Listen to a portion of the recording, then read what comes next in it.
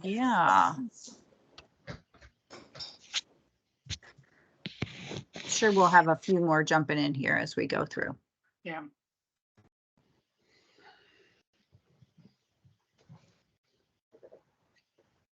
All right, you want me to start with roll call, or you want to give it another minute?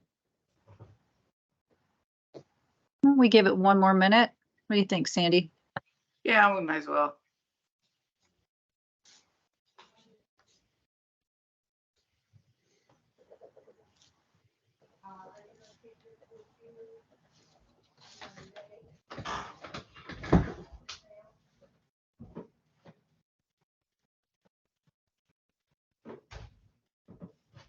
I think we have a new person, one or two new people tonight, right?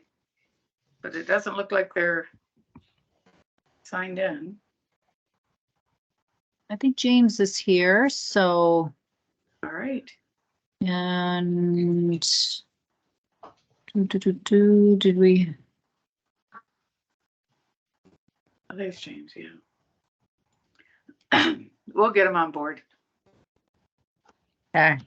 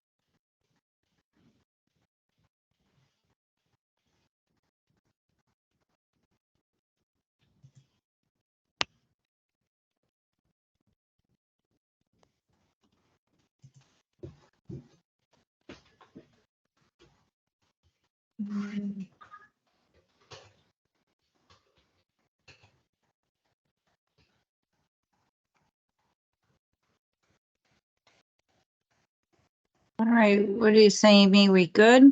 Yep. All right, sounds good. All right, we'll start the roll call off with James Hager, a new member. James, do you want to turn on your camera, introduce yourself, and tell us a little about you? Can you all hear me? Again. Yes, Oh, excellent. I can't unfortunately turn on my camera. It's broken right now. That's actually where I'm out doing right now. I'm trying to fix it.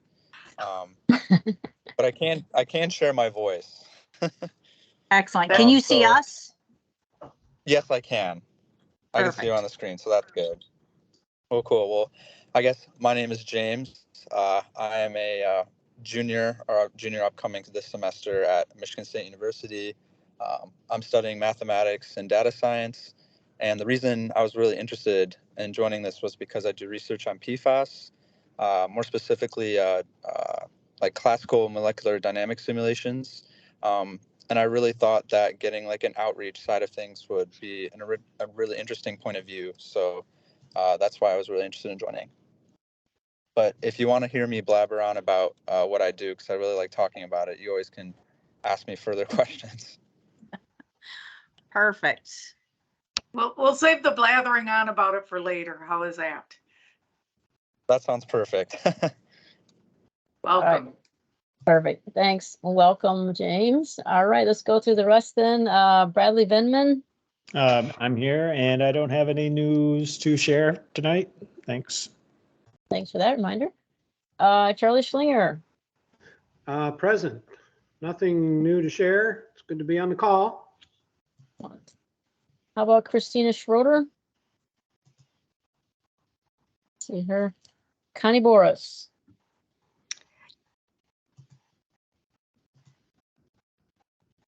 Connie, you want to unmute yourself? Do you have any update? Oh, you almost got it. There you go. Okay. What I have to share is that on Saturday, we met with a whole group of environmental justice communities, all the way from Arab Americans to African Americans to Native Americans and Hispanic Latino, because these are the kind of communities we have in Wayne County. And I will tell you this, people really want to see some action. And in particular, the thing on public notification, they don't understand why that is such a difficult issue. Well, anyway, there was a lot of different things, and I will tell you that they're coalescing. The environmental justice communities are coalescing, and they will be meeting with legislators and even going to Washington, D.C. So I think we've got to be a lot more proactive. We have to respond to people that call from the community and that sort of thing. So just wanted to let you know things are happening in Wayne County. Thank you. Awesome. Thank you, Connie. How about Dan Brown? So Dan? Dan is here. No. Yeah, Dan's here. No updates from HRWC. Excellent. Thank you. How about Daniel Burlingame? All right. David Norwood? David Wynn? Yep, I'm here. No updates. Thank you. Elizabeth Houtman? Gail Mansowitz? How about Gail Dugan? Jason Legowski? I'm here and nothing to report. Right, thank you. Jeffrey Dutton? Jeremy Welsh? Right, Joe, I think I saw you. Yeah, I'm here. Any updates tonight there? Not today. All right. How about John Vries? Justin Patak? Ken Harvey? Laura Ogar? Nope. Leah Dyka? Lynn Knopf? Lynn McIntosh? Margaret Brum? Lynn is here. Lynn McIntosh is here. I see her Okay. on the thing. Thank you. We just don't hear you, Lynn, if you're talking. All right. No Margaret Brum. Mary Blanchard. I'm Yes, here. are you? And All right.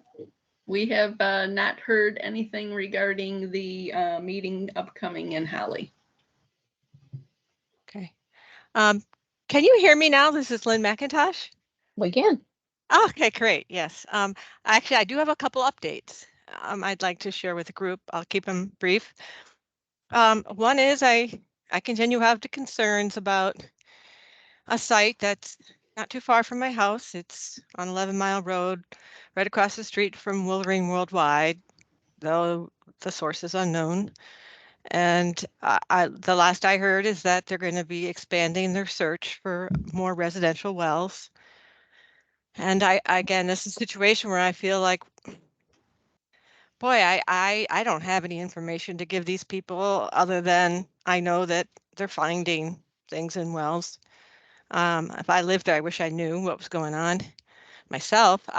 Here's the difficulty. I knocked on the door of a woman who is her daughter went to school with my daughter, Kathy.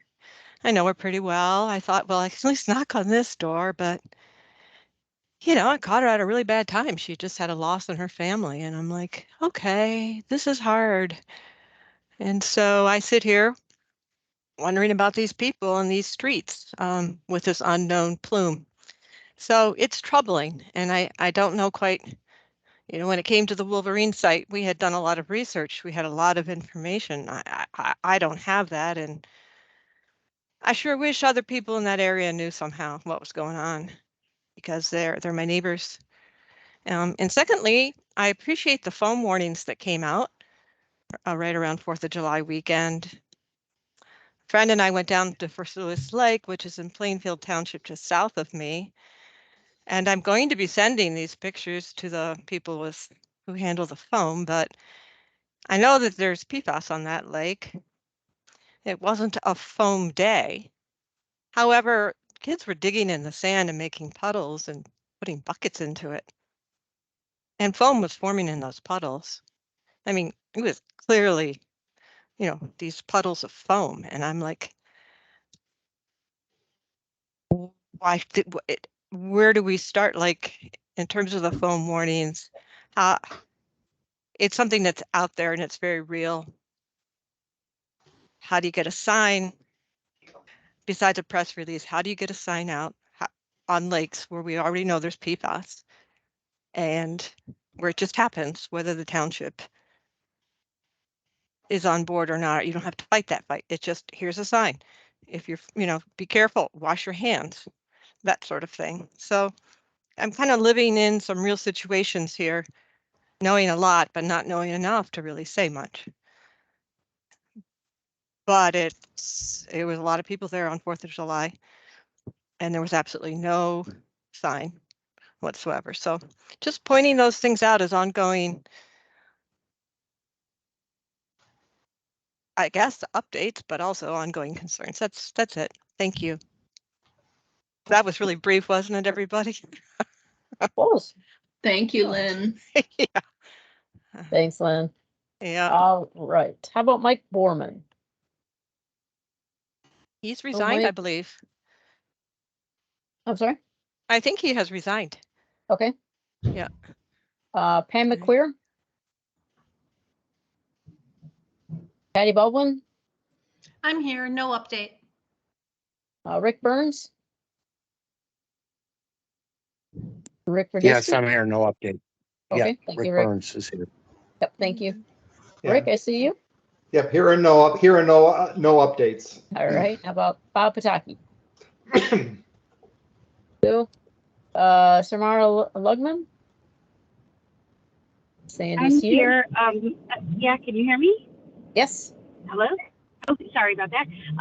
So no updates, but I just wanted to note that every meeting I have troubles with accessing MS Teams, so I have to consistently join by phone. Just in case you don't see my video, it's because I don't know why it won't allow me to log in. Oh, have you tried downloading the application to your computer instead of trying to go through the browser? I use it on a mobile device, so and I don't know what it is, but it says something about my account, and I don't know why. It won't let me join. If there's a meeting ID and password that you could include in the calendar, I think that would be immensely helpful.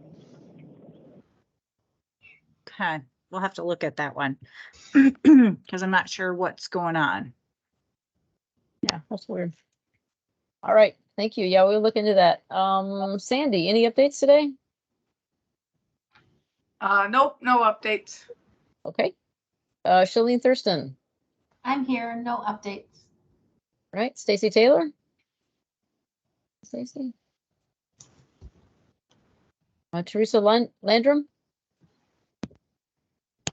There we go. Tony Spagnola. Nope, and Bill Barnett. I'm here. No updates. Thank you. All right. We're good. Did you get John Varese? Is he on our list? I just wanted to, he's unmuted. Yeah, I just joined. So it's Okay. late, so. Thanks for that, Abby. Yep, I did not catch that. Yep. Thank you. All right. We'll see this back out in the driveway. We're good to go. All right. Well, welcome. I want to start with shout outs because I want to thank Mary and Jason for doing the COG meeting last month when I was gone. I think I was in Boston. So thank you. I heard it was a great meeting, lots of information. So shout outs to you too. Any other things we want to raise up and be pleased with? Starting off on a good foot, besides the fact that weather's good and we're not flooding here.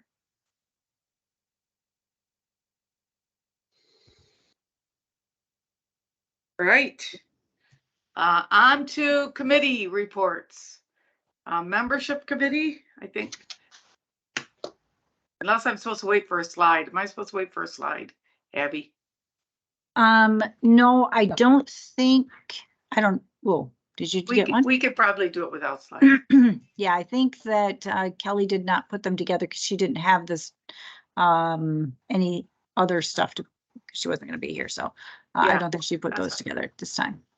Okay, so membership committee, any updates or reports? Yep, unfortunately, membership committee did not meet. We did discuss in the engaging the public subcommittee meeting immediately before this one that we think that the summer is going to be a challenge as far as getting people together for meetings and things like that. So yeah, membership did not meet. So thank you. And we have a couple new members, and Mike Foreman, I think, resigned, right? So we're getting some new folks here, which is great. James Hager is a new member. I didn't hear of another new member, but Mike Foreman did resign. He stated to me that he was going to be going back and doing more activity on a local level. And I guess, you know, one of his concerns was that he enjoyed some of the things on the COG, but some of the things he felt were above him as far as knowledge in that. And I wonder if there's other members who feel that way as well. If we need to go back and do some other types of information sharing on the COG that might be more applicable to newer members. So that's one thing, I guess, to consider if anybody feels that way. The other thing is that, you know, we thank Mike because when he was on the meetings, he did share information and he did offer his opinions as well as participating in the surveys. So we appreciate that and look forward to having James also join in the activities that we ask of the members. So thank you. Any questions or anything about membership people have? I'd like to add something, Tamara. Yes. I want to say that I kind of felt that way as well in terms of some of the things being over your head. You know, joining on as like a community organizer and environmental activist. You know, the PFAS work group and some of the policies that, you know, you're working on or the changes we're trying to move forward with are all very new to me. So sometimes I have to listen to like, I'll be honest, I listen to other board members' perspectives on one way or another and kind of, you know, decide between what sounds more rational without really being too involved on the back end. You know, just joining in the middle of a conversation in your first meeting is kind of hard. But if there is like maybe as a part of like the membership committee, we could do like a, you know, a flyer or a welcome letter that kind of, you know, gives that, you know, that foreknowledge to kind of tell you like, hey, this is what's coming and we appreciate you being here. Just bear with it and you'll catch on and maybe that'll be helpful, I think. Excellent. Thank you. Thanks for sharing that, Samra. We'll have to talk about that in the membership committee and see what we can work out and maybe even engaging the public. That might be something to consider there too. Thanks for sharing that. Yeah, I like that. I did have one thought. If Connie Boris, are you still on? I can't tell. She was talking about the EJ communities that met, I think last week. And I wonder if we could do some more outreach there so we get more representation as well from the Wayne County that tri-county area there too. So think of that, Connie, as you go forward there. And add Tony to the sign-in list because he showed up. All right, anything else on membership? Oh. Yeah, it's Tamara again. I think you're referring to the Women in Environmental Justice Movement meeting that occurred last July 8th. And if you're interested in connecting with any of those people, I was one of the organizers, so I'd be happy to connect you with any one of them. Great. Perfect. All right, sounds good. I'll be in touch with you. Okay, website review committee. Well, we did meet at 4:30 as usual, and Kelly was able to join us. We had about half of our discussion focused in on the USGS geological survey report that came out recently. About 50% of tap water in the U.S. has detectable concentrations of PFAS, and whether or not that triggered an uptake or an increase in the number of people visiting the website. And Kelly while we were talking, she went and looked at the analytics, and did appear that that was the case. Some interest in not only how to sample wells, groundwater wells, drinking water wells, but also some of the filter information. So I would encourage everybody to maybe go in and take a look at that. We also talked about a little bit about the new updated, or there are some revisions to the AFFF foam site. There is a more involved document describing some of the issues, and then like a key points document, and also encourage everybody to take a look at those. So, and if anybody's interested in joining us on our meetings are at 4:30 to 5, and pretty simple, good way to get some additional involvement. Thanks. Thanks, Brad. Perfect. Any questions on the website stuff? All right, prevention subcommittee. Yeah, Sandy, as I've said before, I have to update the community awareness document. I haven't had time. I didn't get time to do it last month, but I will have it done for the next meeting. Now, forward it off to Kelly to get it uploaded. Perfect. You get to take the summer off, Dave, you know. No, busy. No sweat. Busy working with the Air Force. I know, so you get to take a little time off, so. Yeah. All right. And engaging the public subcommittee. Did that group get to meet? I wasn't sure if Charlie was gonna jump on, but he did also have connectivity issues like Samra did, where he was not able to join in. We actually cut that meeting short because Kelly had said that MDHHS has not gotten back as far as any details for the campaign that is coming up and that the COG members might be participating in. So we did talk about that. Kelly also brought up the fact that we do have members that appear not to participate in the meetings or other activities. And in the charter for the COG, it does state that members need to be active. So, you know, that is something that, you know, possibly if we do have that separate meeting for COG members, that maybe we should discuss that. I hate to eliminate anybody because we don't have that many members, but if they're not going to be active, they're also not representing their community. And so that is something that we need to consider too, so. All right, sounds good. Okay, any other things on subcommittees? Any subcommittees we need that we don't have? Any comments about that? All right, I do agree, Mary, that it gets difficult in summer months to get people here.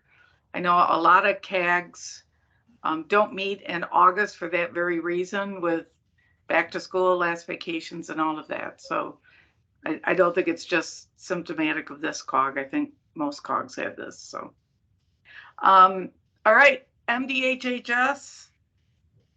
I think they're going to talk about the fish stuff, maybe.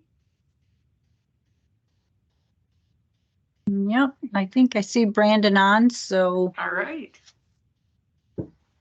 Brandon, are you ready to take over? Everybody will remember this is a Yes. part 2.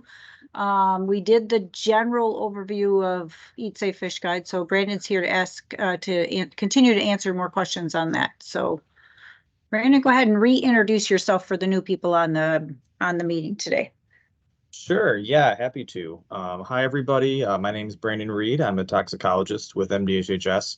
And one of my roles here at the department is to manage our Michigan Fish Consumption Advisory Program, which is more familiarly known as the Eat Safe Fish program. So I'm just going to share this. Just give me a thumbs up if this is showing up correctly. All good? All good. All right, perfect. All right, well, I already gave my introduction, so I'll just jump right into it. So this evening, as Abby mentioned, I'll be discussing how our program evaluates PFAS in fish in order to issue consumption guidelines.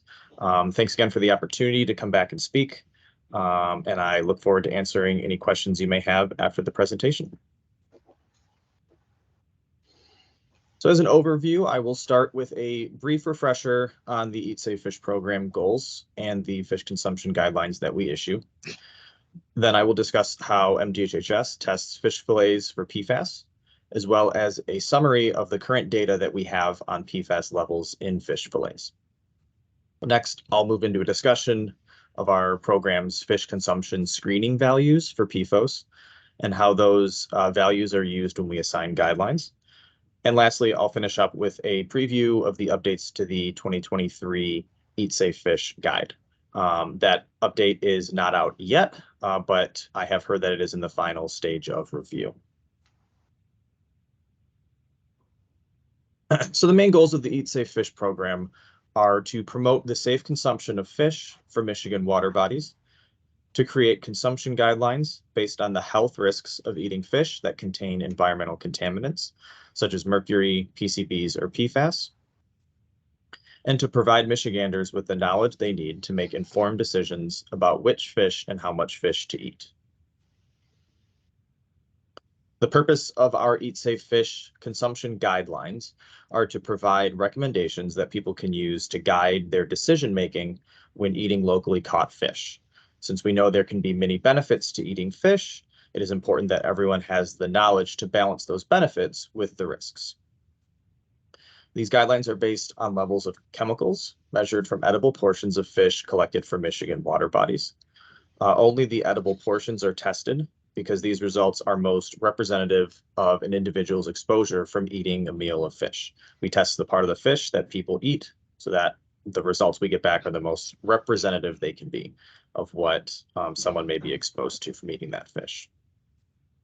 And by following the Eat Safe Fish guidelines, people can reduce their exposure to chemicals that can build up in fish. So as previously mentioned, the Eat Safe Fish guidelines are based on measured levels of chemicals in edible portions of fish. In order to get that data, our program works very closely with Eagle's Fish Contaminant Monitoring Program, or FCMP, which is responsible for collecting the fish that we test for contaminants. Eagle also prepares the fish for testing by collecting information from each fish, like the size and weight of each individual fish, and then removing the edible portion. So usually the edible portion of a fish is the fillet of the fish, but there are some exceptions. One notable exception is smelt, which are usually too small to be filleted.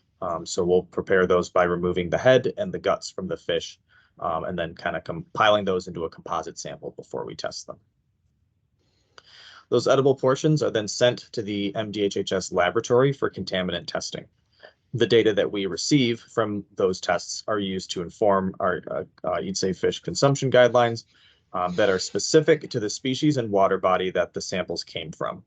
So for example, if we have a sample of walleye from the Detroit River and we get the data back on those walleye, those results are used to create a consumption guideline for specific to walleye from the Detroit River. So that's kind of the idea behind our guidelines, is they're specific to the water body that the fish are tested from. Next, I want to talk about our efforts to test fish for PFAS and what we have found so far. So I'm going to kind of transition more into some more PFAS-focused information now. So as a reminder, all edible portions of fish submitted to the MDHHS laboratory are tested for both mercury and PFAS. Some edible portions of fish are also tested for other chemicals like organochlorines, which includes PCBs, dioxins, and pesticides. But not all fish are tested for those. The MDHHS laboratory currently tests for 39 different PFAS in fish fillets, which includes perfluorooctane sulfonate, or PFOS. Over the last 2 fiscal years, so fiscal year 2021 and 2022, MDHHS has tested nearly 2,500 fish fillets for contaminants. And in total, we've tested over 5,000 fish fillets for PFAS since we started to test fish fillets for PFAS.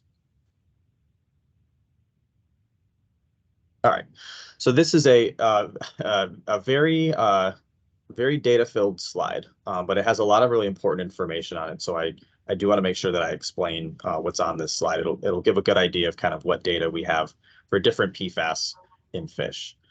So the graph on this slide shows average and maximum concentrations of different PFAS when detected in fish fillets. And this is looking at just fiscal years 21 and 22 for a total of 2,499 fish fillets. So the maximum measured concentration for each PFAS from this range is shown by the black dots. The maximum measured concentration for PFOS from this time range is not shown actually on this chart because it's too high to be shown on the chart. It was at 1,741 parts per billion. And in order to kind of show the rest of the points here, I just included that as a text box because it couldn't be shown on this chart, the scale. 3 other PFAS have a maximum concentration detected above 20 parts per billion. That includes PFHXSA, PFDS, and PF-TRIA, perfluorotridecanoic acid. No other PFAS was measured above 20 parts per billion. So moving on to the average concentration, that's shown by each of those bar lines. So PFOS, again, has the highest average concentration when detected of 36.58 part per billion. The next highest average concentration is perfluorobutanoic acid, or PFBA, at 3 parts per billion. Perfluorohexane sulfonic acid has the next highest average concentration of 2.26, and all other PFAS that we measure for in fish have an average concentration of less than 2 parts per billion. This chart also includes the percentage of fillets with detections, and actually I just realized I can use my mouse to kind of direct to these different parts of the graph. So the next part I'm going to talk about is the percentage of fillets with detections. So these are listed underneath each of these PFAS acronyms. So under PFOS, that percentage is 99.9%. And that says that in 99.9% of fillets that have been tested for PFAS in the last 2 fiscal years, 99% of those fillets have had a detection of PFOS. Other than perfluoroundecanoic acid, PFUNA, which has a 55.6% detection rate, no other PFAS has a detection rate above 50%. So what this graph is kind of showing is that when we look at different PFAS in fish, PFOS really is the dominant PFAS that's detected. Both are not only just looking at how often it's detected, but as well as the maximum that's detected, as well as the average concentration that's detected. And a couple other notes I wanted to make on this chart. It's important to note that the average concentrations in this chart do not include the non-detect results or the results below the instrument's limit of detection. So that means that for PFAS with a low detection rate, so for a lot of these, have a detection rate less than 1%, the average results in this chart are likely much higher than the true average, because those low results below the detection limit are not incorporated in those averages. And a few more notes on this chart. It does not include, the chart itself does not include all PFAS included in our laboratory method that tests for a total of 39 analytes. As indicated to the right of the x-axis over here, all other PFAS that we measure for in fish fillets have less than a 10% detection rate and less than a 1 part per billion average when detected. And then a final very important note that these results are not representative for all water bodies in Michigan. The tests that we do for fish, water bodies with known or suspected PFAS contamination are the ones that are targeted for fish fillet testing, which means that these types of water bodies are overrepresented in our current data set, and we would not consider these results to necessarily be representative for all water bodies in Michigan. They don't represent a statewide average, you could say, of PFAS in fish in Michigan. Okay, so that was a lot of information. I'll move on to the next slide here, and this talks more about the conclusions that I mentioned in the previous slide. But based on the data that we saw there, we can make a few conclusions regarding PFAS and fish fillets. First, our data indicate that among PFAS, PFOS is most frequently detected in Michigan fish fillets. It was detected in 99.9% of fillets from the past 2 fiscal years, and the next most frequently detected was that perfluoroundecanoic acid at 55.6%. We can also conclude that among PFAS, PFOS accumulates in Michigan fish fillets at the highest concentrations. This is demonstrated by not only the maximum measured concentration of over 1,000 parts per billion, 1,700 parts per billion, compared to the maximums for the other PFAS at below 25 parts per billion, as well as the average concentration for PFOS when detected of 36.58 parts per billion, compared to the next highest average of 3 parts per billion. These data do not indicate that other PFAS are accumulating in Michigan in Michigan fish fillets at levels of a health concern. So based on these findings, Michigan currently uses PFOS concentrations to issue fish consumption guidelines. However, we will continue to evaluate trends in our PFAS data for Michigan fish fillets and assess whether consumption guidelines for other PFAS are warranted. Okay. So next, I want to jump over to discussing our Eat Safe Fish statewide safe fish consumption guidelines. This is a topic that I received a few questions about at the last meeting, and I wanted to be sure to address those here. So the Eat Safe Fish programs currently issue statewide consumption guidelines for 16 specific fish species based on levels of mercury and PCBs in fillets from across the state.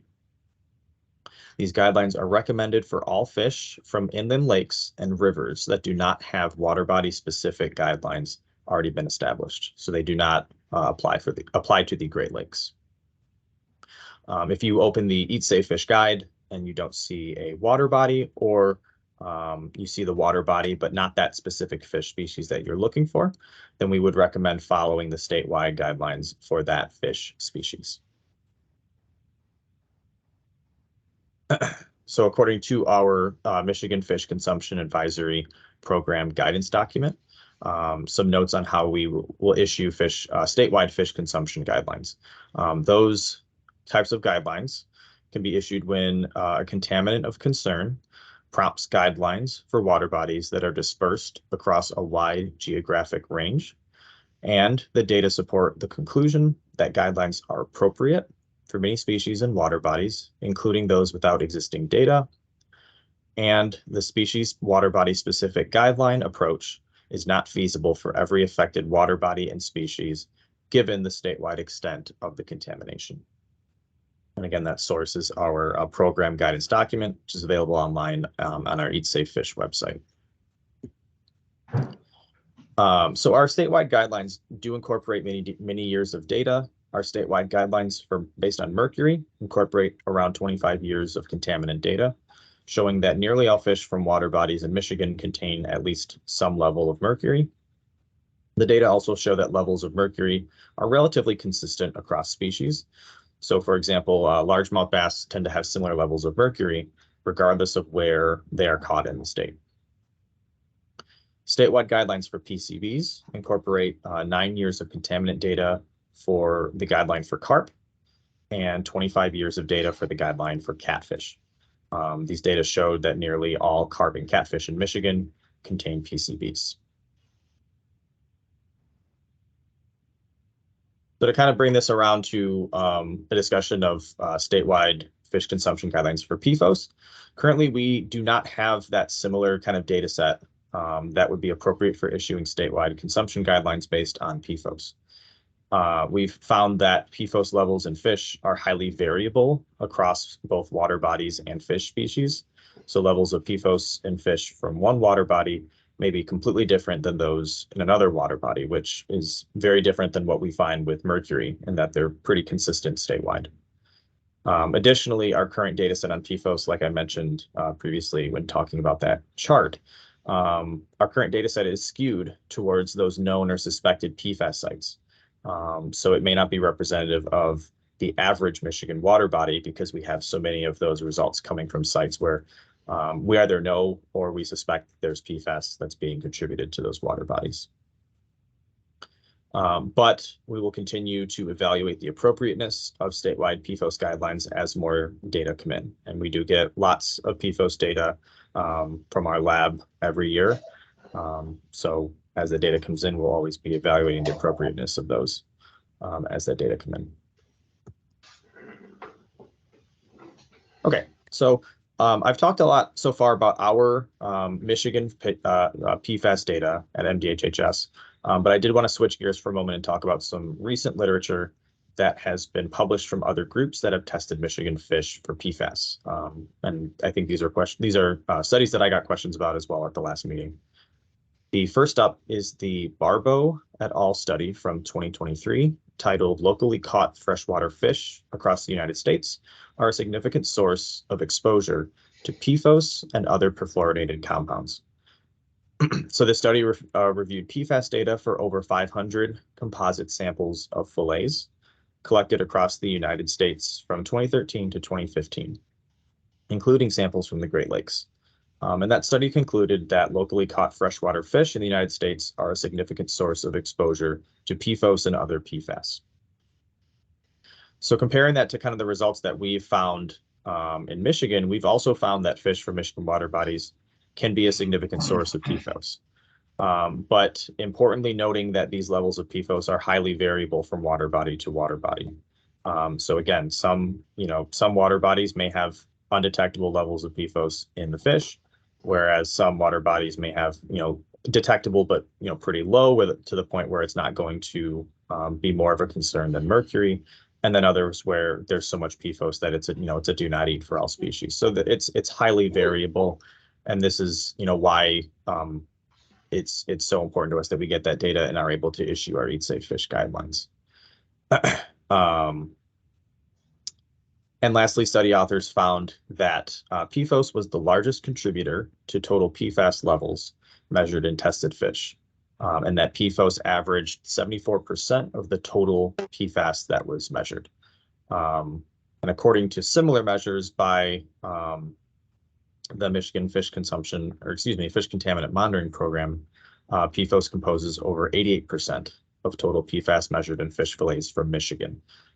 So those results are showing a little bit more of that, a little bit more PFOS compared to the data used in that study from across the United States, but overall still showing that PFOS is the largest contributor to the total PFAS levels found in fish fillets. And the next study I wanted to discuss is the community-based study on PFAS in fish, conducted by the Ecology Center, partnering with the Friends of the Rouge and Huron River Watershed Council. In this study, 20 fish from the Huron and Rouge Rivers were collected and tested for PFAS. Study authors found that study authors found PFOS in every fish tested, which includes both whole fish and fillet results.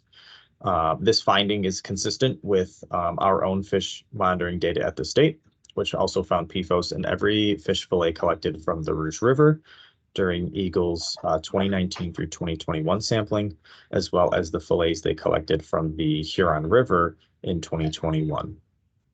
And we currently have Eat Safe Fish guidelines in place for both of these rivers based on those results. These guidelines include a large section of the Huron River from North Wixom Road in Oakland County down to I-275 in Wayne County that's currently under a do not eat advisory based on PFOS. And while our testing did find PFOS in fish from the Rouge River, most of our Eat Safe Fish guidelines for the Rouge are based on PCBs and mercury as greater concerns for health than PFOS, particularly the section of the middle branch that includes Newburgh Lake. But the exception to that are the bluegill and sunfish in the lower and main branches of the Rouge River downstream of the Ford Dam, which are currently under a do not eat advisory based on PFOS. Okay, and shifting topics again, I wanted to discuss our program's fish consumption screening values, or FCSVs. I know I discussed these during my previous presentation, but I wanted to kind of dive into the specific values we use for PFOS. And before I did that, I wanted to spend some time to just review the basic ideas about these values. So FCSVs are chemical-specific, health-based screening values based on toxicity values established by groups like the EPA and the ATSDR. FCSVs are designed to be protective against the most sensitive toxicity endpoint for each chemical. So in other words, they're protecting against the health effect that's associated with the lowest level of exposure. And the reason we do this approach is to ensure that the screening values that are derived from these studies are also protective against health effects associated with the higher levels of exposure. So by protecting from kind of the lowest or the effect from the lowest level of exposure, it's also protective against the effects from higher levels of exposure. Calculations for these values also include uncertainty factors in order to be health protective, and more information on the FCSVs and how they're calculated can be found on our program guidance document on our website. But when comparing fish contaminant levels with FCSVs, we use the 95% upper confidence limit, or 95% UCL of the mean contaminant concentration for comparison with those FCSVs.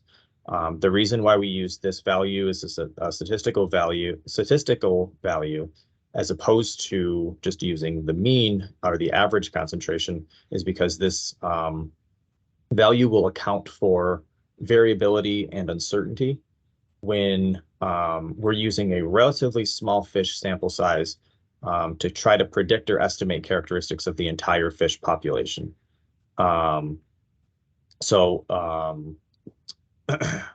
Another way to think of that 95% UCL is that it's kind of a measure that's more conservative than that, or more health protective than that, just that mean concentration, because we know that we only have a sample that is, maybe 10, 20, 30 fish when there may be hundreds of fish in a population. So it kind of accounts for that uncertainty and gives us a more health protective value.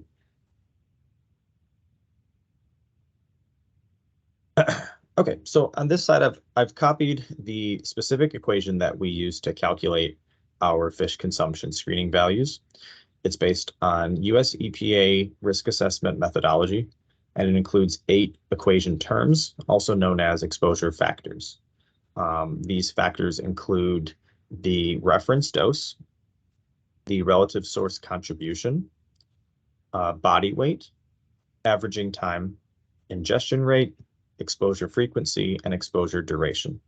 So I'll go over each of those terms individually and then discuss the specific factors that we use to calculate our PFOS fish consumption screening values.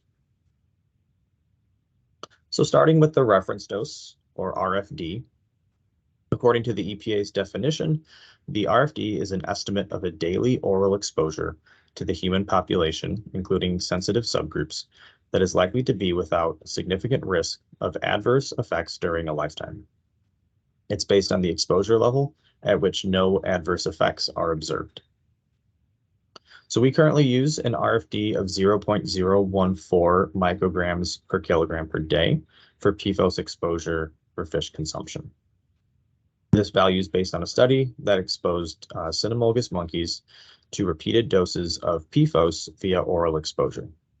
The authors in this study identified a critical effect of reduced cholesterol and thyroid hormone levels. And the critical effect of a substance is the adverse effect or adverse health effect that occurs at the lowest level of exposure to that substance. So kind of what I mentioned before is what you kind of base that reference dose off of. And then after identifying the critical effect, the authors also applied uncertainty factors to further ensure that that value is health protective. For this reference dose, the uncertainty factors were person-to-person variability, which is a common one that accounts for differences in vulnerability to chemical exposures, which can happen due to existing health conditions, genetics, and age. They also applied an uncertainty factor to control for or account for animal-to-person extrapolation, which accounts for different biological processes in humans and the animals that were tested that can affect how those two species are differently impacted by chemical exposures.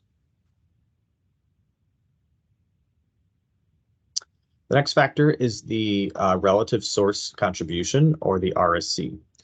The RSC represents the portion of exposure to a chemical that can be attributed to a specific or a single source.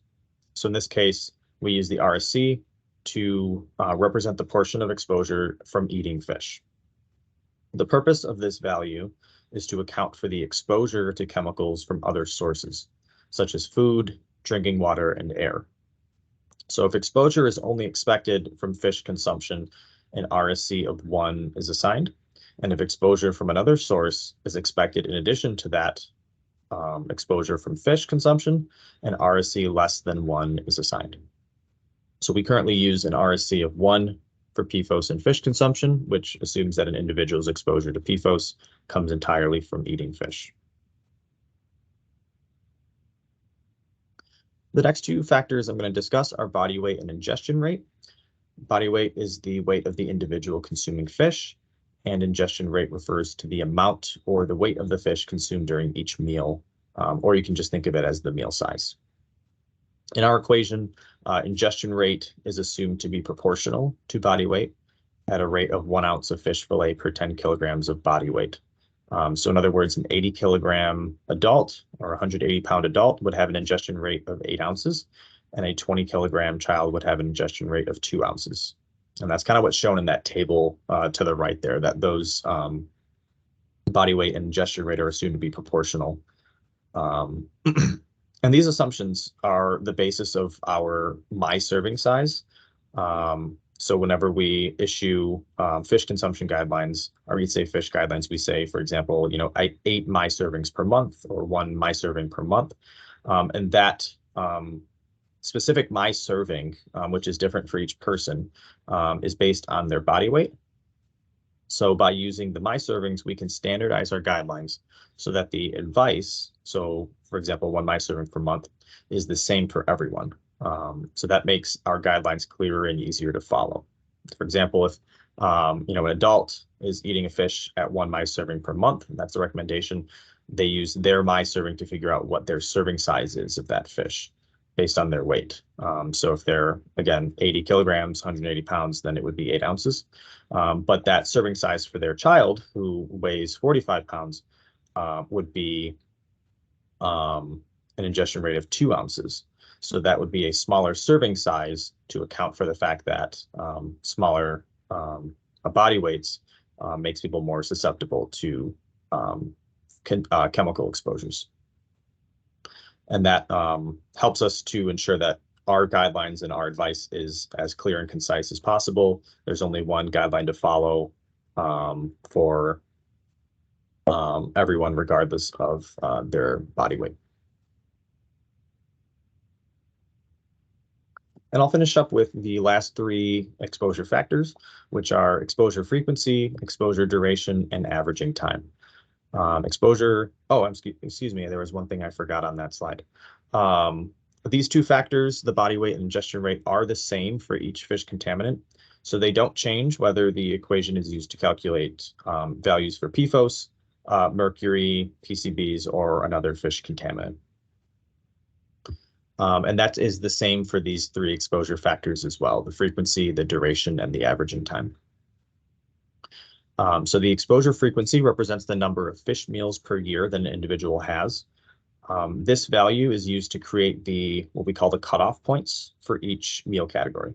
So for example, if we want to figure out the level to the comparison for the 16 meals per month recommendation, then we include 16 meals per month in the equation to get that screening value. The exposure duration represents the number of years of exposure to the chemical, and we use a default exposure duration of 70 years. And the averaging time represents the time period over which the exposure is averaged. So a default averaging time of 25,550 days or 70 years is used for this factor. Okay, and this slide shows the product after all of those calculations are completed. So the current fish consumption screening values that we use to assign Eat Safe Fish guidelines. So they include DDT and its breakdown products, DDD and DDE.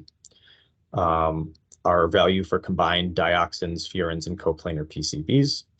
Our values for mercury, for PCBs, for PFOS, selenium, total toxaphene, and several specific toxaphene congeners or parlors. On the left are the different meal categories that can be assigned, followed by the concentration or the range of concentrations that each chemical in fish fillets that would correspond to that meal category. And I know that this is probably a whole lot of information. So I have a couple examples to kind of show how to use how we use these charts and how we use these ranges. So these are two hypothetical situations where fish were sampled and measured for mercury and PFAS, which is what we do for all fish samples. In the first sample group, 10 fillets were collected and then prepared and measured for mercury and PFAS. The 95% upper confidence limit of the mean concentration was 0.67 part per million for mercury. So if we look over at the chart for mercury, 0.67 parts per billion falls between that 0.53 and 1.1 parts per million. We can see that corresponds to 1 meal per month, excuse me. So that is the recommendation for the mercury that was found in those fish. And then for PFOS, the upper confidence limit was 0.015 parts per million. So going down to the chart for PFOS, 0.015 falls between 0.013 and 0.019, corresponding to 8 meals per month. So that meal category for PFOS is 8. The lowest meal category is always selected as the final meal category. So therefore, the final meal category for the sample would be 1 meal per month based on the mercury that was found. In the second example, mercury at 95% UCL of 0.21 parts per million. Again, 0.21 in between this range here, which corresponds to 4 meals per month. So 4 for mercury, and then PFOS 95% UCL at 0.055 parts per million. That slots that in between this range here, 0.038 to 0.075 at 2 meals per month. So given that 2 meals per month is the lowest meal category of the two, the final meal category is 2 meals per month based on PFOS. A quick note on these, the FCSV analysis, the analysis that we do with these charts and these numbers, and the resulting meal category are not the only considerations that go into how we assign our Eat Safe Fish guidelines. So guidelines may be modified to account for circumstances like data gaps and known sources of contamination. Modifications may also be made based on the age of the data set or its reliability. While our FCSVs do guide our process, they are just one of several factors that our team must consider before we issue an Eat Safe Fish guideline. All right, just got a couple more slides here. Finishing up, looking towards the future, we are currently reviewing our fish consumption screening values for PFAS to determine whether they continue to be health protective in light of evolving science related to PFAS. This review does include analysis of available toxicological and epidemiological studies on potential health effects related to PFAS. If we determine that the existing FCSVs need to be updated, we will review and issue new FCSVs. And we are planning to complete our review of these FCSVs in time to incorporate any changes into the 2024 update to the Eat Safe Fish Guide. Okay, and last I will finish up with some previews for the updates that'll be in the 2023 Eat Safe Fish Guide. Like I mentioned before, it is in the final stages of review. The update will include 291 new or updated fish consumption guidelines based on results for over 1,000 fish fillets that have been tested since the last update to the guide. The update will also include guidelines for 56 new water bodies from which fish were tested for the first time. So this brings the total number of water bodies in our Eat Safe Fish Guide with specific advice to over 550. And as a brief reminder, we have already released some of those guideline updates that will be included in the 2023 update. These include several new or updated guidelines for smelt from the Great Lakes, as well as some inland lakes, all based on PFAS, and guidelines for carp from 2 lakes connected to the south branch of the Shiawassee River, based on PCBs. These guideline updates are available on our Eat Safe Fish website on the homepage under 2023 Eat Safe Fish Update. Okay, thank you so much for listening. I know this was a ton of information, but we got some really great questions last time, and I wanted to make sure that I was able to speak to those and provide some information that may be helpful. So for more information on the Eat Safe Fish program, please visit michigan.gov/eatsafefish, and I'm happy to take questions if anybody has them.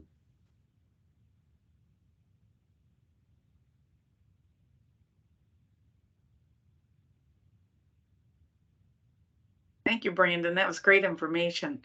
There was a lot there. If people didn't understand it all, that's okay, because we have really scientific people on this COG too. So I want to say that straight up. You don't have to understand it all. That's what they're for. But ask questions away. I don't have my list. Do you have a list there, Abby, of who's? Yeah, it looks like, hold on. Looks like Mary Blanchard is first. Hi, Brandon. Hello. I know I was one of the people who had spoken the last time, and I just wanted to double check. I was just informed, well, actually our group was just informed that in November of 2022, that there was a draft for the Eat Safe Fish for Rice and Bush Lakes in Holly. And it did state that there was an Eat Safe Fish guideline for mercury, and that the PFAS guideline was less strict. I just want to, question, because the testing date that those fish were sampled were from May of 2021. Results were shared in March of 2022 with guidelines suggested in April of 2022. And as of 2 weeks ago, I had confirmation from residents at each of those lakes that they have not received any type of contact that they should possibly limit their fish.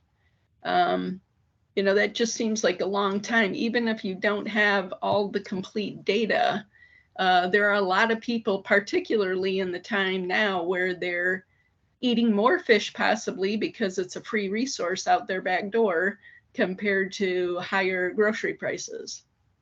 So One of the big things for the COG has been notification to residents.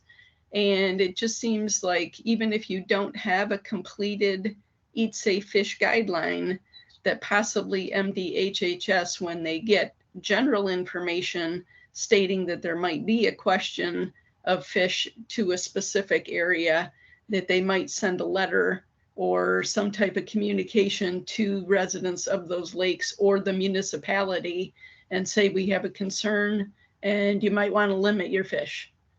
So that's just my comment. Thanks. Yeah, absolutely. And thank you for that comment.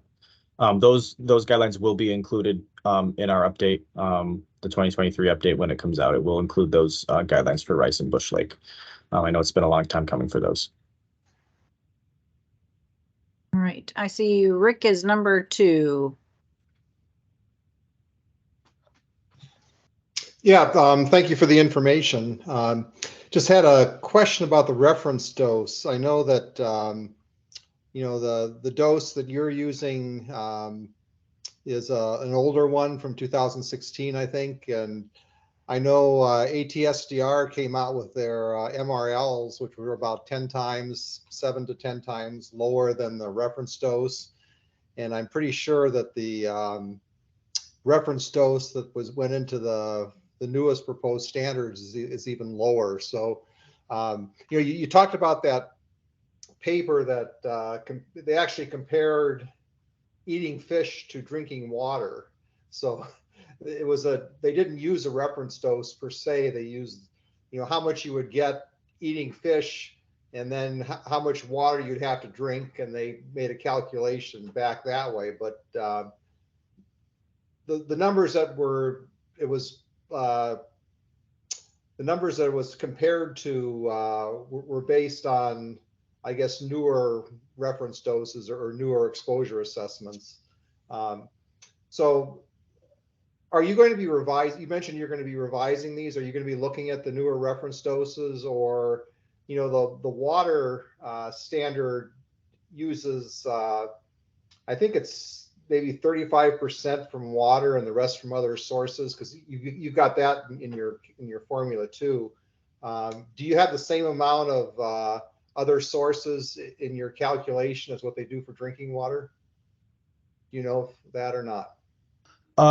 So I guess I'll start with the general question that, yes, we are looking at these different studies, these different assumptions for our PFOS screening values and our PFOS reference dose.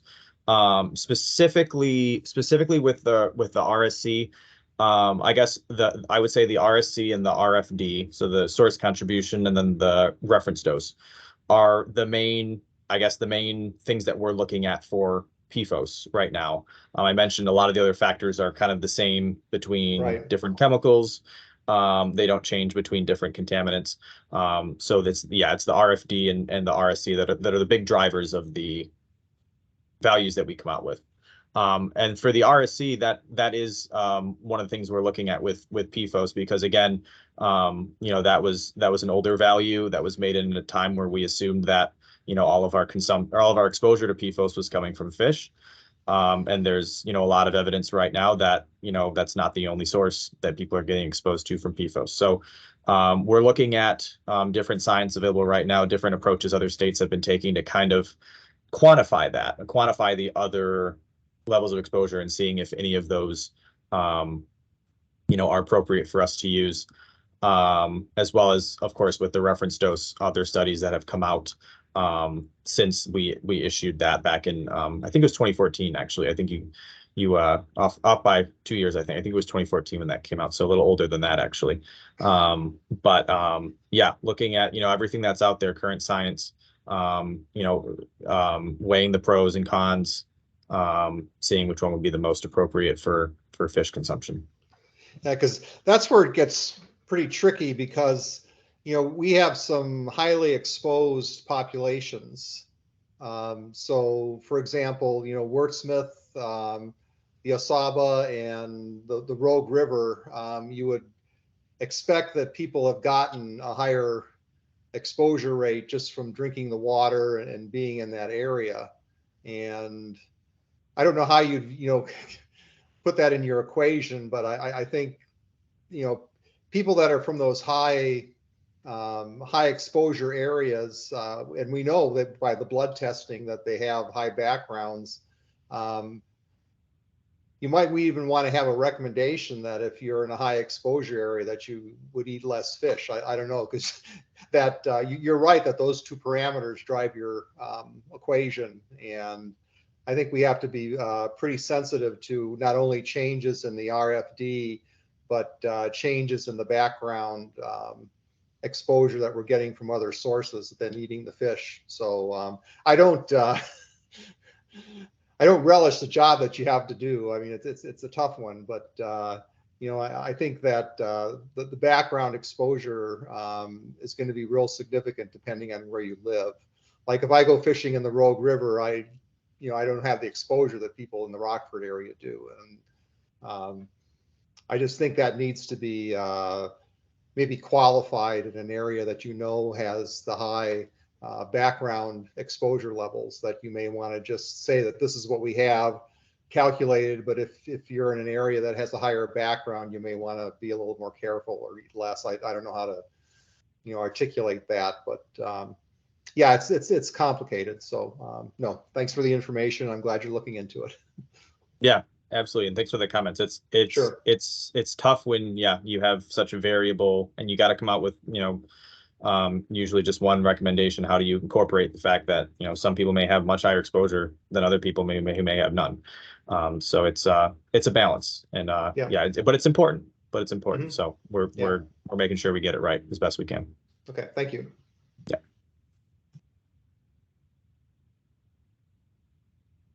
All right, I think Connie is next. Okay, thank you. I enjoyed the presentation that you made, but following up on what Rick has just said, if your reference doses that you're using, that data is outdated, and you've used that to prepare the 2023 fish advisory, is MDHHS really being protective of the people of the state of Michigan? That's one question. And another one, in another presentation, it would really be helpful if you could put down the list of all the water bodies from which you have issued the fish guidelines. I'm asking that because I don't know, about 3-4 months ago, I asked about Mac Lake and I never heard anything back. And I was wondering if that was one of the ones, because if you test that one, I think you're really going to be surprised. Okay, that I have some other questions too, but is there any correlation between or what's, for example, can you say that, gosh, we got a lot of PFAS concentrations in bottom feeding fish, like carp?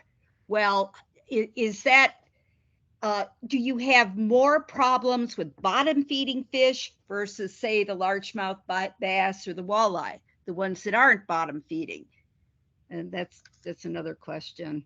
And the last question is, if you're on the Lower Rouge River, which is probably the most contaminated tributary in the state of Michigan, is there a difference where if you're upstream versus if you're right at the mouth before it goes into the Detroit River? Because those two values are really going to differ. And I'll tell you, most of the people are right at the mouth when they fish. Okay, yeah. Thank you. Yeah, so I'll start with that one. And we do have different recommendations for different areas or different sections of different rivers. So for the Rouge River, our guidelines there, I know we have several different stretches along the, I believe it's the middle branch that goes up to the Northville area, I believe. So Newburgh Lake, the Wilcox Impoundment and Lake there. We do have several different sections and different guidelines largely based on where there are barriers to fish movement. So if there's a dam where we know that, fish can't travel up of that dam, upstream of that dam, then we do issue that as a cutoff. And then we'll have, different guidelines based on, kind of the range of those fish and where they can move. And then I'm trying to go back to the other questions yet, because I know there were a couple. I'll go back to the first question you had about whether we're confident that our guidelines are protective, and I would say that we are. While we are looking at the current science that's out there, seeing where we can look at what we have and see if there's reason for us to update or not. The guidelines that we do have right now are do include a lot of safety factors that would continue to be protective, even if we look back and we find that yes, it's time to update this and make it a lower value that's more protective. So that includes, like I mentioned, using the 95% upper confidence limit instead of the mean, making sure that we account for that variability from water body to water body. That includes those uncertainty factors around the different values that we use, like the reference dose, making sure that we account for variability from person to person, individual sensitivities, and the kind of that extrapolation from testing animals to those effects in humans. So there are a lot of those factors built in that make us sure that even if we've got some new data, and even if we do end up having to change it, that what we're issuing out right now is still protective for health. And we do still recommend that folks continue to follow those until we have a definite conclusion on what, if any, changes there will be to the guidelines. But that doesn't take into account whether you're living very close to a PFAS site. Like in Wayne County, we got 17 PFAS sites and counting. So your fish advisory guidelines are not going to take into account people that live right next door to a PFAS site. And that's one of the things that we're looking at with the relative source contribution as well. When we look at the next guidelines, or excuse me, when we look at whether we need to update these, is whether incorporating that relative source contribution, incorporating a level of background that that if we find it to be justifiable, that we believe that everyone in the state of Michigan is being exposed to, in addition to what they might be exposed to from fish. So that is a factor of why we're looking at that relative source contribution too. Okay, what about the next time having a list of all the water bodies that you have sampled to develop the 2023 fish guidelines? Just a chart, just a PowerPoint slide that lists all of that. Well, depending on, I need to clarify, because depending on what you're asking, that may be a very, very small slide with a lot of water bodies on it. Would this be just for new, I guess, new additions to the guide, or would this be kind of every water body that we have in the guide? I'd like to see every water body that you've tested. Okay. Is there a way people can go and find out a water body that's been tested? So the best way to check is to access our Eat Safe Fish guides. We do have 5 different regional guides because we have so many recommendations. Each of them ranges from 60 to 100 pages. So we do issue them in different regional guides to make them a little more easy to print out. And we do print these out and issue them to the community. So we want to make sure that book's not too hefty and it'll fit in tackle boxes and other bags people are taking when they go fishing. But that would be the best way to kind of see whether your water body is listed, is going up to our Eat Safe Fish guides, and they are searchable. If Control F will allow you to search through, putting in the name of the water body that way, or you can also go to the end of the Eat Safe Fish guide, and there is an appendix at the very end. There's an index table of contents that lists each of the water bodies by name. And Connie, just for understanding, that having something that's more searchable online to list water bodies and what fish have been tested is something that is one of my goals. And so we've been talking about how to make that happen. I can't promise it's going to happen this year because it would be creating a whole new database to go with the data to fit in there. And so we're talking about how to make that happen. it's not going to be necessarily easy right away, but we are also trying to figure out a way to make some of the data sets, just the raw data sets, available for researchers and stuff as well. So stay tuned. I got some ideas on how to do this, but in the meantime, like Brandon says, the best way to find out if your water body's been tested is go look at the Eat Safe Fish Guide, and then look at some of the recommendation pages. You know, it does let you know whether or not PFAS was tested for the fish in your lake. And so, and if you can't figure that out, call us. Brandon and the team are definitely happy to take calls to help people figure it out, because it can be a little overwhelming at first. Okay, thanks, Absolutely. Abby. Absolutely. So the other thing, Brandon, that I think is really one of the more interesting pieces of this whole conversation is Connie asked a great question about correlation between species and what we find, which species of fish we find PFOS in. Unlike the bottom feeders that have a ton of PCBs and mercury, which seems to be through the water bodies, can you speak to correlation between species and or trophic levels of where they feed in the water column? Yeah, absolutely. And thanks for reminding me of that, Abby, because I know that was one of Connie's questions that was the last one that I didn't get to. But I had a response for that, and so thanks for bringing that back up. So one of the interesting things we found with particularly PFOS is that it doesn't seem to accumulate the same way that other contaminants in fish accumulate. So with mercury, NPCBs, and dioxins, these chemicals generally you see less of in the smaller fish and you see more of in the larger fish, and PCBs, particularly in the bottom feeding fish, carp and catfish. That's because as the fish get older, the chemicals stick with them. They do not, excrete those chemicals very quickly, but they take in a lot more chemicals when they eat other fish. So as time goes on, it magnifies. It gets they continue to accumulate those chemicals, and you get you tend to get larger higher amounts of mercury and PCBs in particular in these larger fish.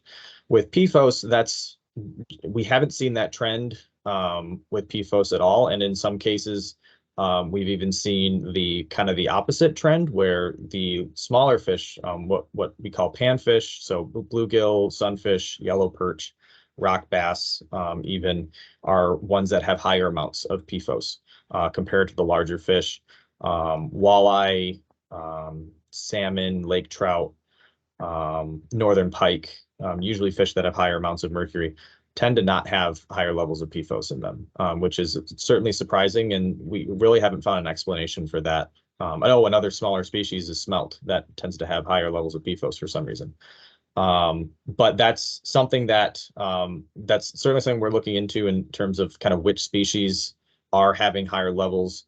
That is something that could inform future statewide guidelines if we come to that point. Is certainly seeing if there's a specific species that has consistently higher levels of PFOS compared to other fish. That's the kind of stuff that we look for when we try to evaluate whether a statewide guideline would be appropriate. So yeah, a lot of unknowns, a lot of trends that we're seeing so far, but certainly still a lot of unknowns, and not many explanations that so far. Okay, thank you, Brandon. Okay, we got a lot of questions yet, Brandon, so I think Sandy's up next. My questions will be easy because I'm kind of a dum-dum, so most of this is blown way over my head, and I don't fish, but I have two questions. One is, I was contacted by somebody who has kind of a private lake, where he's got cabins that he runs out and people like to fish. And he was concerned and wondering, how would he go about getting his fish tested? He doesn't want to, have people renting and fishing if it's not safe. And the second question, which is kind of related, is how do we let people know this aside from the Eat Safe Fish guidelines? Like if somebody comes in from out of state and says, I think I'll fish here, how would they know if it's safe or not? Are there signs up or? Yeah, sure. So I'll start with the first question. Generally, the fish testing is focused on lakes that are public access, particularly ones that have public docks and publicly accessible. So for private lakes, we don't normally do, or I guess I can't speak for the FCMP and Brandon's group and what they'll test for, but generally we don't get results from private lakes and issue recommendations for private lakes. We focus on those with public access and particularly those where you have a lot of people that are fishing on those lakes. Now, I guess in terms of recommendations, if that individual is looking for recommendations, I would point him to our statewide safe fish guidelines. For mercury and PCBs, those are, again, based on 25 years of data for some of those fish, and are pretty consistent in terms of statewide what those levels are like from water body to water body.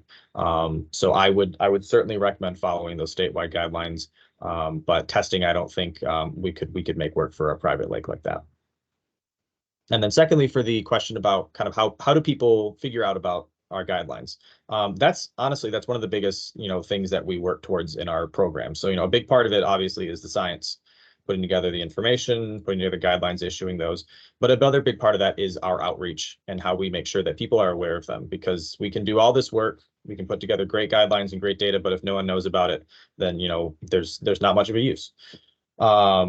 So that's a big part of our program. We've got community engagement coordinators on our team that work to make connections with community partners, to have our information available, our brochures available, to put up signage at lakes where signage is applicable. We work with our blanking on the word here. Our partners at Eagle, our partners at MPART and DNR, to have our materials available so that they can be, at public lakes, at campgrounds,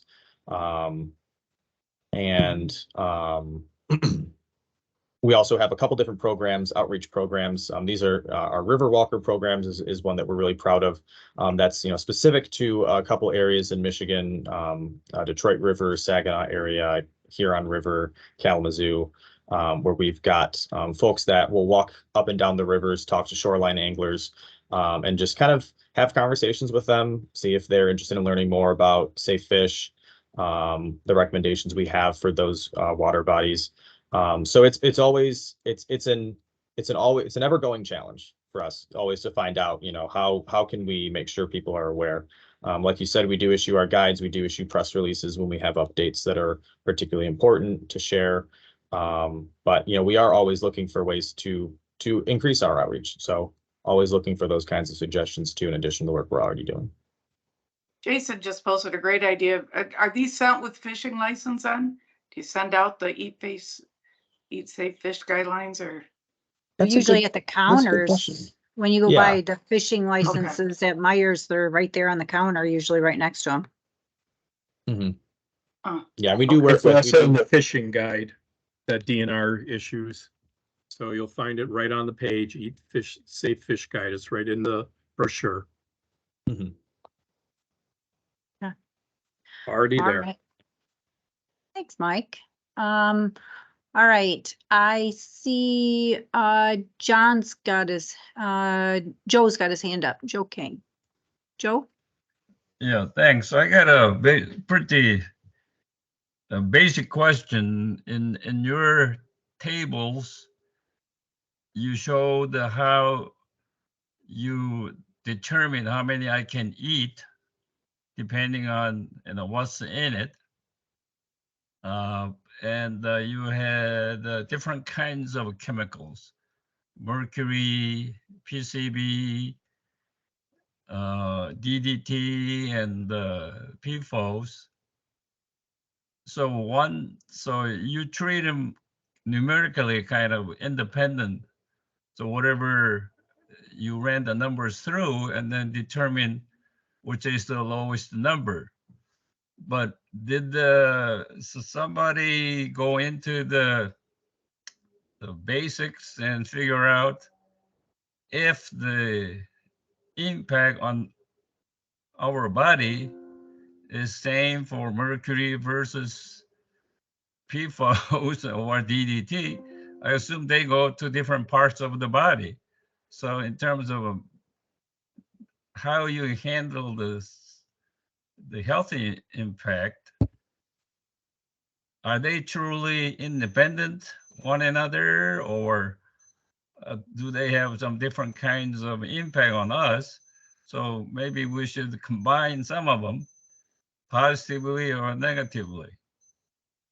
Sure. Yeah, that's a really great question.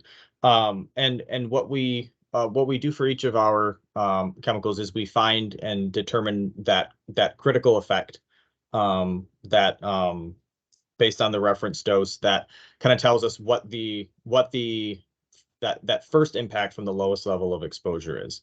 And once we determine what that is, then we can go from there and issue, determine our different exposure factors, and then go from there and issue our guidelines. And we are obviously familiar with what those different impacts are. I have a list of them if you're interested in knowing what those specific impacts are. But for the chemicals that we're looking at, each of them do have a different what we call a critical effect, a different target, different effect that they're associated with. So I guess the question that you were asking of, are they hitting the same points? Are they kind of going the same places? At the levels that we're looking at, the exposures that we're looking at, they're not. And that's kind of why we do that approach, to make sure that we're looking at the most protective that you can be, where it's protecting against the most sensitive impact, so that any other impacts that may also happen with higher levels of exposure, which then may cross over between different chemicals, at the lowest level, those you're protected from those, I guess you could call kind of crossover effects from different chemicals. So, for example, we call these things so forever chemicals. So they may stay in our body longer than some others. Some goes to the brain, some goes to the stomach, things like that. So there may be some differences. That's why I was wondering. Sure. Yeah.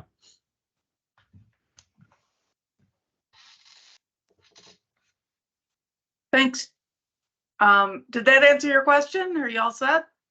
Yes, thank you. All right. Daniel Brown, you're next. Hey all, yeah.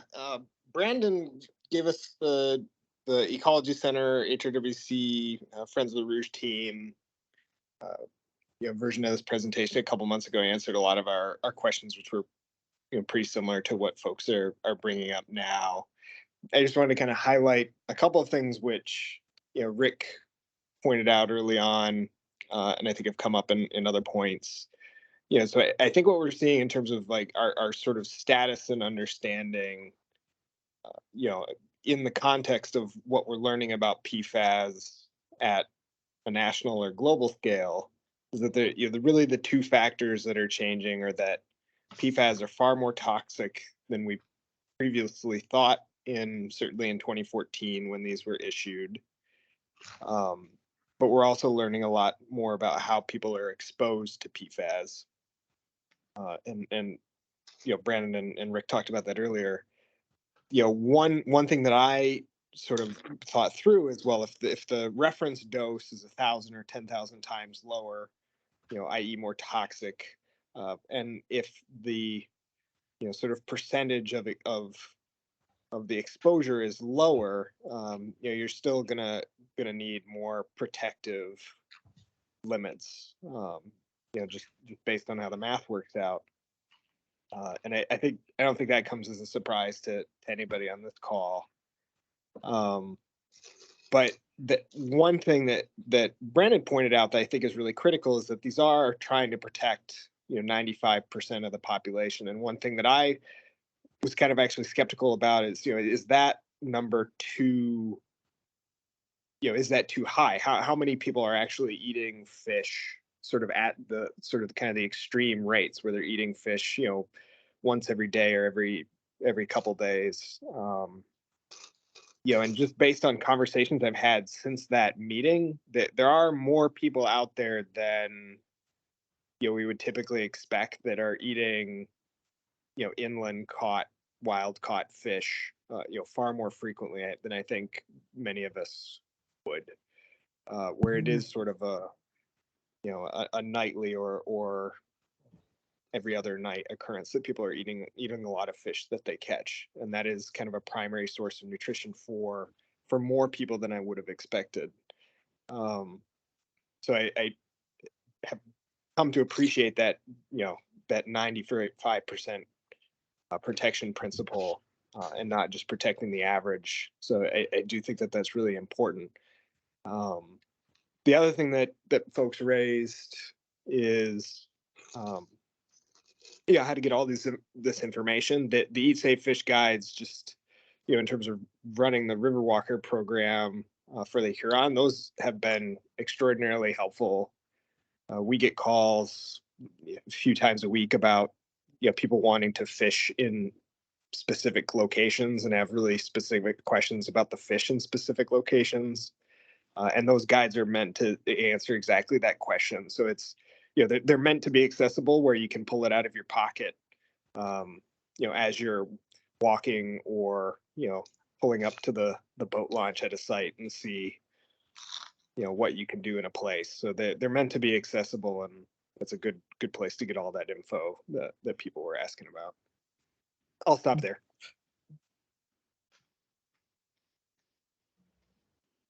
Excellent. Let's see, Mary's got her hand up again. Mary, you're next. Thanks. I just wanted to ask Brandon, is it possible for us to get the slide of that sampling that you had given for 2021 and 2022? Yeah, I'll be sharing my slides afterwards. They'll be included. I'm not sure, Abby, is it still Kelly putting everything together? Yeah, Or- usually Kelly will send them out tomorrow, so she'll give you the entire slide deck. Okay. Oh, okay, Yep. great. Thank you. Yeah. Yeah, so everybody will get a chance to have it, and then we'll post it. It'll also be posted on the MPART website under the meeting date for, you know, COG meetings. We'll have the slides available as well under the archive stuff. So it'll be available. Yep. Because I thought same thing, Mary. I thought that's a great slide. I like that slide. Okay, thanks, Mary. Tony. Thanks, Abby. Yeah, I just wanted to comment on the we've kind of talked around it a bit, but I've been involved in discussions about working on revising this, or hearing from the department or the departments about working on revising the guidelines and the do not eat thresholds for 3 or 4 years.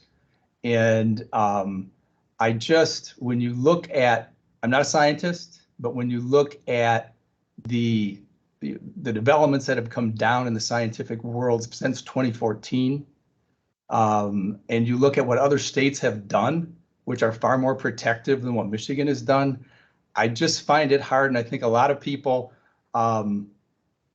like me, particularly in communities like mine, find it hard to believe that the state is being as protective as it should be of public health.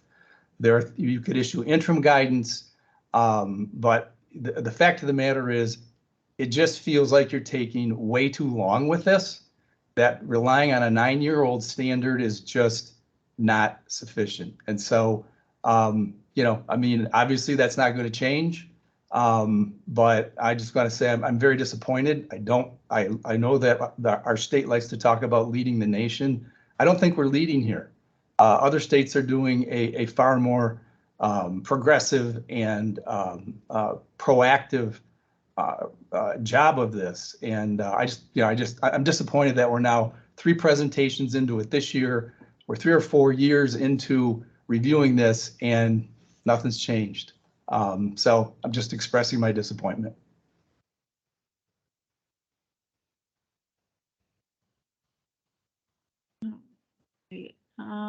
Sandy, there's still some other hands up. Connie, did you have another comment?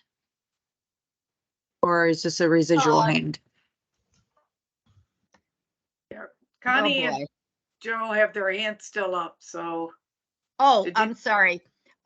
Maybe the safest thing for an eat safe guidelines is don't eat any fish caught in a Michigan lake or stream or river, and you'll be safe.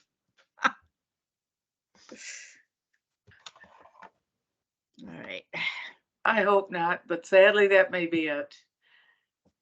All right. Well, thank you for doing this. I appreciate it. I know it's a lot of work, but I appreciate all the work you guys are doing there at MDHHS. So thank you for presenting that. Yeah, absolutely. Thanks for all the questions. Yeah. I'm sure we'll have more after you leave too. All Sure. right, Abby, I think you were going to do your updates now, and we're running out of time, so maybe we're not going to get to the Grayling stuff tonight. And I really don't have much of an update on Grayling. So I think, at this point, I think that particular project is going along as business as usual. So I don't have much of an update there. I will say, I think a lot of people, I'll go into some general updates. I don't have slides for you today. Our Eagle did get a new director. I think he officially starts sometime the end of this week, or he's supposed to show up sometime this end of this week. So Phil Ruse has been named as our new Eagle director. And so I don't have any insider knowledge on Phil or his background. Maybe some of you guys do. So we'll see. We'll meet him later on, probably next week. We also got the budget passed, which is always a good thing to get it passed in January or in June, so that we know we've got a budget that'll be set and ready to go for October 1st. One of the interesting things that did get put into there was a line item for $2 million to help clean out fire trucks at airports. So that's interesting one. So we'll be talking more about that. The other piece of it, our partners over at MSU's PFAS Center are going to be putting together a PFAS symposium in October. It's an in-person symposium, all about, mostly focused on agriculture. Going to be talking about having Maine and our friends from Maine coming in, as well as USDA coming in. So I think there will be many really good presentations with that. I think registration is open. It looks like fairly reasonable. It is in East Lansing at the Kellogg Center. So if anybody's interested in that, we can probably share that link. And we did, like Lynn said, the foam advisory did come out, the yearly update on the foam advisory. And so I appreciate Lynn's comments on the foam and the beaches. That is kind of the perennial problem is, what do we do? Is it just a simple wash your hands type of sign? So we can talk more about that. And then some of the other things here, hold on, let me go to my other notes, make sure I'm not missing anything. The other thing that we're having our student working on is pulling together. We've got a student working for MPART who's helping us pull together a document on helping residents who are offered municipal water by the state because they've got PFAS in their well and they're in an area that's going to get connected to municipal water or could get connected to municipal water, helping them kind of go through that pros and cons of hooking up to municipal water versus continuing to have a contaminated well. Because in a lot of cases, people don't think that they can afford the municipal water.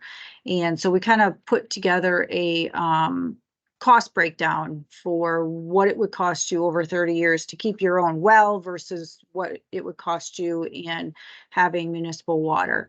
And so we're just about done. It's just a 2-page document. That's something that we're hoping to share with this group, get your thoughts on it, see what you think, because that's one of the big pieces is we've got all this infrastructure money that's coming in for a lot of it's going to be going for municipal water hookups and for improvements in municipal water. And so we really want as many people who are offered this opportunity sometimes to get hooked up. And in some cases, we know for, some of the areas right in our own areas that we're barely getting 50% of the people to agree to hook up, even when they have contamination in their well. And so there's some issues there. So we are looking at, you know, this might be the first step in what are those conversations that we need to have to help people understand those pros and cons and the opportunity that they're being given at that point.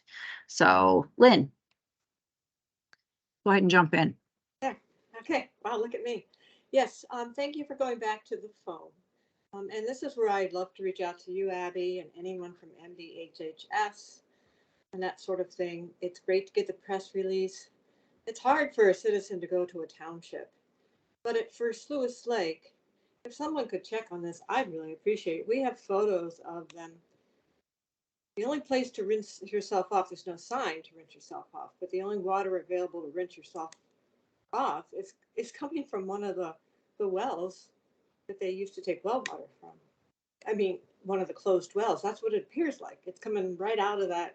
You know, they have the old wells, Okay. the closest one, and there's a water fountain there that's still hard to get water out of it, but it's still producing water. And then the one that you could do a whole body shower is closed off, but you can do your feet. And I did go up to somebody whose child was playing in this. Again, I need to send the photos. This kind of a sudsy puddle, and I quietly sat down and said, you know, I don't think there's a lot of PFAS necessarily in the water today, but it seems concentrated in this area where your child is playing. And you know, I'd suggest that maybe you clean yourself off afterwards. If I were a young mother, I would do that. I wouldn't worry. You know, I was very low key. And then when I saw her go later, she did rinse off her children, but the water was producing a puddle, which appeared to have PFAS in it. I have pictures of that too.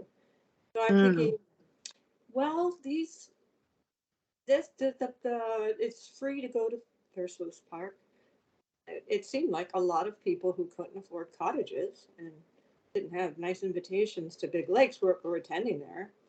There was definitely, it seemed to be a different crowd there. And I'm thinking, kind of clueless. So yeah, if you or someone from MDHHS could get in touch with me and Plainfield, because they're having a triathlon coming up there in August. That's why we decided to go down. And it's like, hey, you know, I believe there is PFAS. I know there's PFAS in First Lewis Lake. But I would hope that the well at the park would be hooked up to municipal water and not up to the old well. So I can at least check on that piece for you, and then we can talk more about the phone. Yeah, and just so a way for people to at least wash themselves off. It's disconcerting when that's how it used to be walking along the Rogue River until they got, but in municipalities are hard to work with. Rockford doesn't have their hand washing stations up yet by the Rogue. And it's like okay. You know, it'd be great to have it become a standard thing. That when we know that there's PFAS in this water and small children are going to be playing in the sand and it gets more concentrated and they're agitating it and it's in one little thing, they ought to know. That's it. Just some easy way. I just want to put that out there for everybody. Okay. Cool. Thank you, Lynn. Thank you. Mm-hmm. All right. The only other thing that I might have mentioned last time, but you know, I have been getting have been visiting with, had opportunities to touch base with a couple of different PFAS treatment technology, innovative, you know, companies that are working on different PFAS treatment technologies. And it does look like we're going to have an opportunity to try some field tests with some of these treatment technologies, including one of the cold plasma technologies out at a couple of state-run landfills. They're orphan sites where the state has come over and taken control. But you know, landfill leachate's a difficult thing. So if it can treat that, it's going to be able to treat a lot of things. So we're trying out some of those things as well. So that's another exciting thing. And then the last thing I have for you is we did get at one point we had reached out to USDA, EPA, and FDA asking for assistance with agricultural matters in the state of Michigan. Took a while to get a response, but they did respond, and they have most recently just hired a new senior policy advisor for the Secretary of USDA.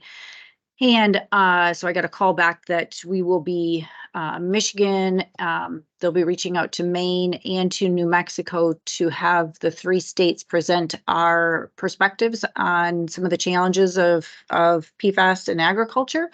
So we will be looking at putting a presentation together for this subcommittee. This is a subcommittee of the Environmental Council for the White House on PFAS matters. And so I'm excited about that opportunity to kind of tell Michigan's story, as well as emphasize just the need for, additional federal measures and help along the way. So that is in the planning works to get that done.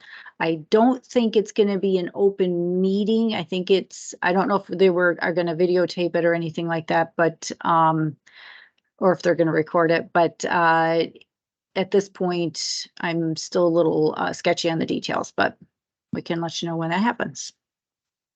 So I think those are all my updates. Anything else that you guys have questions on that I missed? So I guess the big question, Sandy, is are you guys doing an August meeting?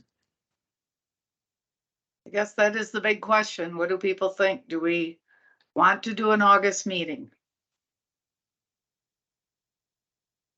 Thoughts, comments, concerns?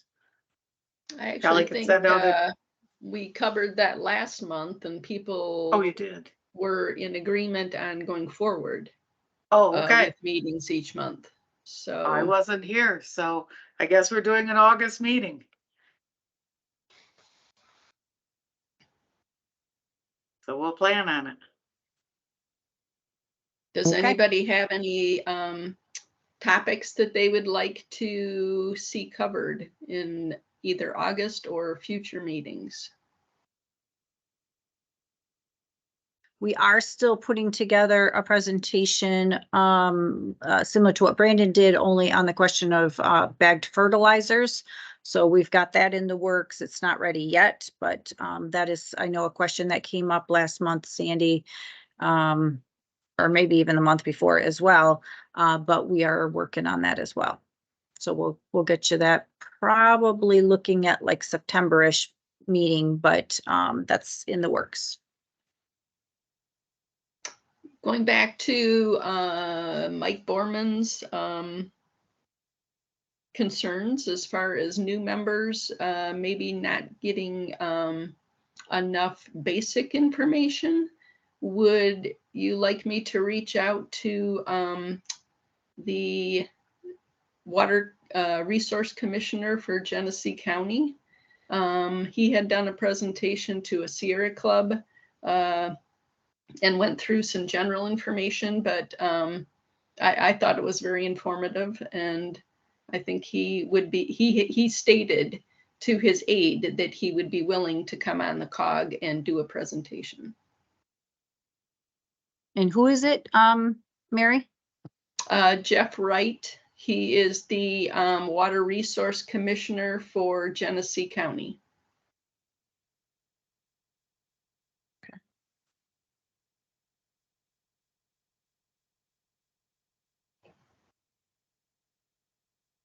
So maybe we can talk about him coming in August or something then, Mary, unless people have other topics they would like, so. Anytime. I could reach out to him, or Abby could reach out to him, however you want to do it. All right, Daniel, you got your hand up? Yeah, I think I mentioned this in a past request, but hearing from MDARD about, like Abby said, what's being done about fertilizers, managing contaminated agricultural soils. And then I think more broadly, something that's, outside my own expertise, I'd like to learn more is what's being done about PFAS in food supplies, both local and, what's being brought into the state from elsewhere through different means. But I think more of the questions we've been getting have been tilting towards PFAS in fish and food, as at least people in our orbit are starting to become more aware of PFAS in drinking water. I think they're starting to look elsewhere with questions.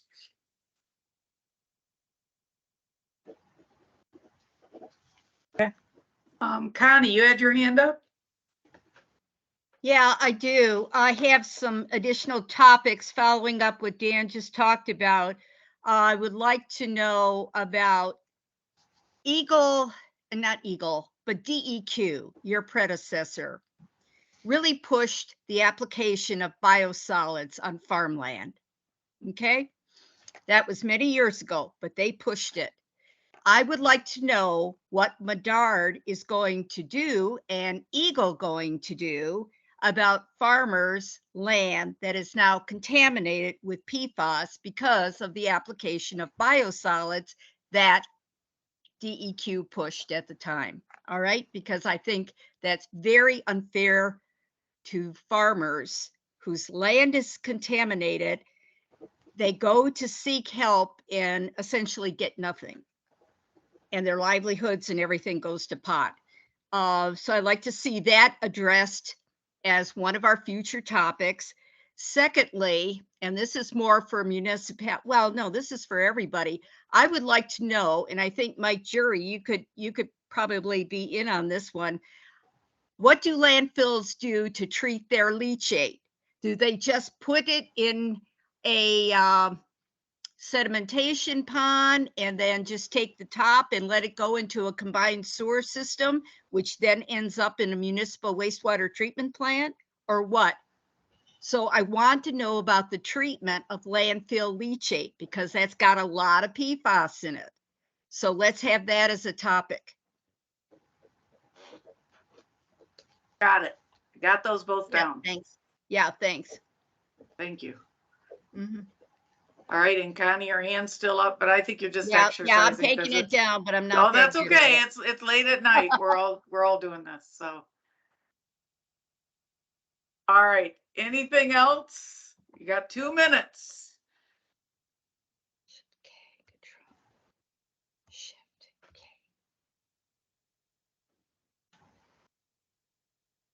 All right. Well, I'm going to assume there's nothing else. August 8th. Oh, I missed that message. Somebody chatted something about. Oh, there's a National Brownfields Conference being held in Detroit on August 8th. So,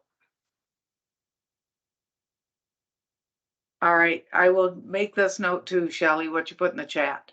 So, all right. Anything else then? If not, go enjoy this beautiful weather. Get ready for the rain tomorrow. Have a good summer, and I'll see everybody next month. All right. Everybody. Bye. Thank you. Bye. Have a Thank nice you. evening. Okay, see you Bye now. later. Bye-bye. Thanks a lot. Thank you.